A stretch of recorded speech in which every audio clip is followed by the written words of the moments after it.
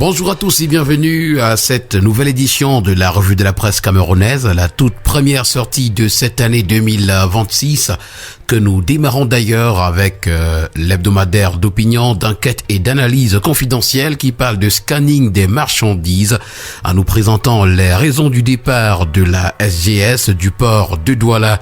Après avoir mis en danger la sécurité nationale et saigné les finances publiques entre 2015 et 2025, le port autonome de Douala vient de se passer des services de la SGS pour confier les opérations d'inspection non intrusive des cargaisons qu'on appelle le scanning à Transatlantique DSA, une entreprise qui a déjà fait ses preuves au port autonome de Douala. C'est la principale information à retrouver ce matin à la grande une. Et en petite une, on parle de Cannes, Maroc, les liens indomptables rassurent, et puis gare routière de Bonabéry, le projet de rénovation prend finalement corps. À la grande une du quotidien Mutation ce matin, qui fête d'ailleurs ses 30 années d'existence, c'est le gouvernement et l'épreuve des nerfs qui nous sont présentés ce matin. Le chef de l'État annonce une nouvelle équipe dans les prochains jours, alimentant les spéculations les plus folles dans l'opinion publique, mettant la pression sur les ministres tout en faisant planer le spectre d'une paralysie sur l'action gouvernementale si le suspense continue d'être délibérément entretenu. Région de l'Ouest ce matin en petite une, 637 enseignants portés disparus, myome et fibrome. Retrouvons l'histoire d'une miraculée ce matin à la page 9. Et puis Cannes 2025 encore, ce sont les lions indomptables qui nous font rêver. Parlant du nouveau gouvernement au Cameroun avec le quotidien Info Matin, et si les prochains jours c'est ce lundi, nous avons le bi-hebdomadaire L'Indépendant qui, revenant sur l'adresse à la nation et la promesse d'un gouvernement dans les prochains jours, nous parle d'un gouvernement de rupture qu'il faudrait. Avec le quotidien bleu d'Eman Le Jour ce matin, on donne la parole au docteur Mouna Akene, c'est le fils d'Anissé Ekane qui indique que la famille attend le retour des autorités. Le premier news magazine camerounais Défi Actuel dans sa parution de ce matin parle d'assainissement du fichier solde. C'est le ministère des Finances qui pourrait suspendre 20 000 fonctionnaires de solde dès ce mois de janvier. En recoupant les données des mouvements enregistrés dans les aéroports et celles du fichier solde, le ministère des Finances a mis en évidence près de 20 000 fonctionnaires absents du territoire national et de ce fait de leur poste de travail qui continuent pourtant à percevoir leur rémunération.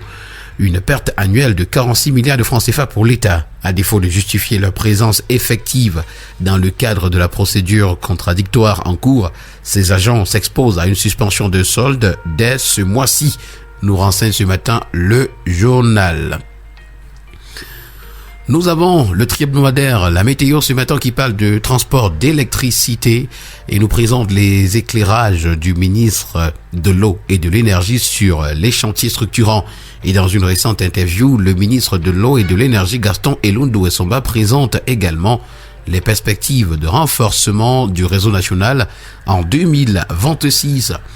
La Gazette du Noun, qui parle de marginalisation politique du département du Noun, nous fait savoir que ce département-là a déjà fait 25 années sans ministre plein. Et depuis un quart de siècle, le département du Noun reste absent des portefeuilles ministériels de plein exercice, malgré son poids démographique, son étendue territoriale et son importance historique dans la région de l'Ouest. Une situation qui alimente frustration, interrogations et revendications et relance le débat sur l'équité dans la représentation politique et la justice territoriale au Cameroun. En santé, avec le quotidien Éco-Santé, ce matin, on parle de la couverture santé universelle, distribution des médicaments et consommables essentiels également. Les 10 administrateurs garants de la souveraineté médicamenteuse et de l'équité des soins nous sont présentés ce matin à la grande une. Et au cœur de la réforme du système de santé camerounais, les fonds régionaux de promotion de la santé constituent les bras opérationnels de la couverture santé universelle. Revenons sur la Cannes 2025, le quotidien d'information républicaine Le Drapeau nous renseigne que les lions indomptables sont en quart de finale. Solide, réaliste et conquérant, le Cameroun a dompté l'Afrique du Sud 2-1 pour valider son ticket pour les quarts de finale de la Cannes 2025.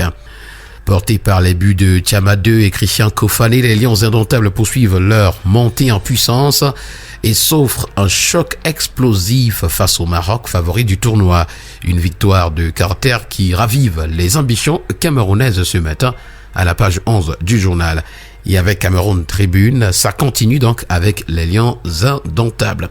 Nous terminons ce matin avec Conjoncture économique qui parle de géopolitique et nous fait savoir que Trump lance la course à la canonnière.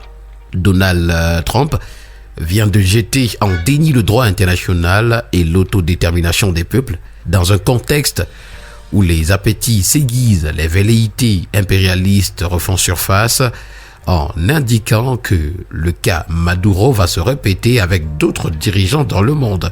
Les États-Unis n'ouvrent-ils pas la voie de l'escalade? Là, c'est une interrogation. Merci à tous d'avoir été des nôtres ce matin. Au plaisir de vous retrouver demain. Bonne journée à tous.